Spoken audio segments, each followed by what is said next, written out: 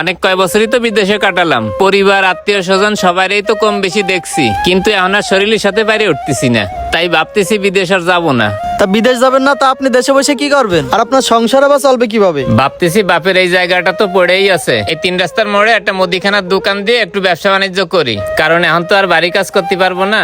ভাইয়া আপনি কি করছেন এইসব? বাপের জমি কি আপনার একার নাকি যে আপনি এই জায়গায় দোকান দেবেন? আর এই জায়গার শরিক তো আমি আছি, আমাকে ছোট ভাই আছে। আমাকে জমি আমাকে বুঝায় না দিয়ে আপনি কিভাবে এই জায়গায় দোকান দেবেন?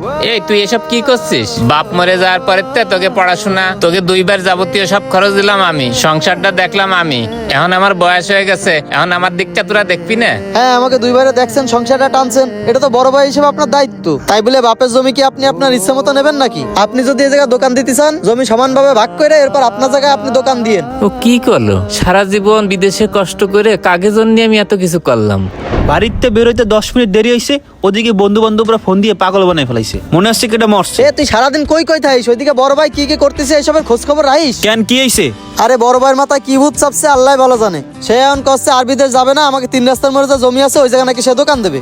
সামনের জমিতে সে দোকান দেবে তার ইচ্ছে মতো নাকি? বাড়ির ছোট ছেলে হিসাবে রাস্তার সামনের জমি তো আমি পাই। সে তো কচ্ছে সারা জীবন সে আমাকে দেখছে, এখন নাকি তার দিকটা আমাকে দেখা লাগবে। সে বড় ভাই হিসাবে আমাকে দেখছে, এটা তো তার দায়িত্ব ছিল। এখন এই বিষয় নিয়ে খোঁড়া দিলে হবে নাকি? হ্যাঁ তাই তো, এই জন্যই তো তোরা বিষয়টা জানাইতে আইছি। এখন শোন, যে কোনো সিস্টেমে বড় ভাইয়ের বিদেশ পাঠাইতে হবে। সে যদি দেশে থাকে তাহলে কিন্তু আমাকে দেখাশোনা করবে না আগের মতো। হ্যাঁ চলো তাহলে সামনে সামনে যাই কথা কই। হয় তাই চল।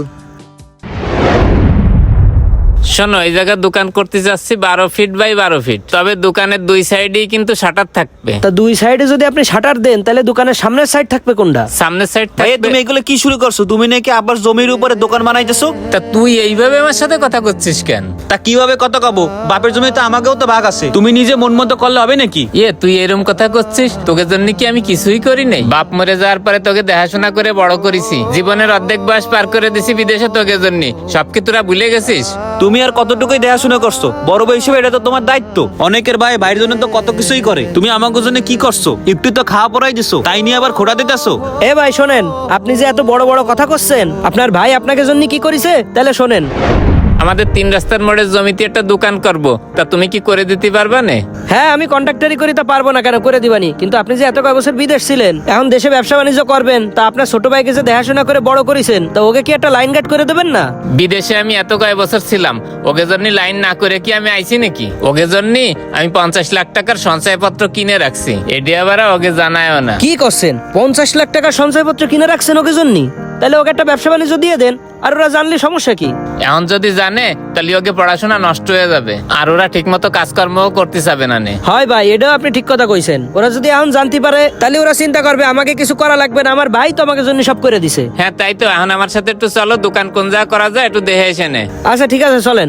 এ ভাই আপনি তাহলে থাকেন, একটু বসেন, আমি এখনই আসতেছি। আপনার ভাই আপনাকে ভবিষ্যৎ চিন্তা করে আপনাকে জন্য এত কিছু করেছে, আর সেই ভাইয়ের সাথে আজকে আপনারা এইভাবে কথা করছেন? আমাকে ভাই যে আমাকে জন্য এত কিছু করছে তা তো আমরা জানতাম না, আর যদি জানতাম তাহলে তো আমরা এরকম করতাম না। এটা না হয় জানতেন না, কিন্তু আপনাকে বাপ মরে যাওয়ার পরে আপনাকে লেখাপড়া করাইছে, আপনাকে বড় করছে, আপনাকে দেখাশোনা করছে, তার জীবনের অর্ধেক বয়সে আপনাকে জন্য বিদেশে কাটায় দিছে। এই সব কিছুই কি আপনারা ভুলে গেছেন? হ্যাঁ থাক বাদ দাও, ভাবছিলাম বাকি জীবনটা বাইকের সাথেই কাটাই দেবো, কিন্তু আমি ওকে আপন ভাবলিও ওরা আমার আপন ভাবতে পারে নাই, তার চেয়ে এগুলো বাদ দেই, বাকি জীবনটা আমি বিদেশেই কাটাই দেবানি। ভাই যায়েন না, শোনেন, এমন কিছু মানুষ থাকে যারা নিঃস্বার্থভাবে পরিবার এবং আপন মানুষের জন্য অনেক কিছু করে, তবে দিন শেষে তার দিকটা কেউই দেখে না, সবাই শুধু নিজের স্বার্থ নিয়েই ব্যস্ত থাকে।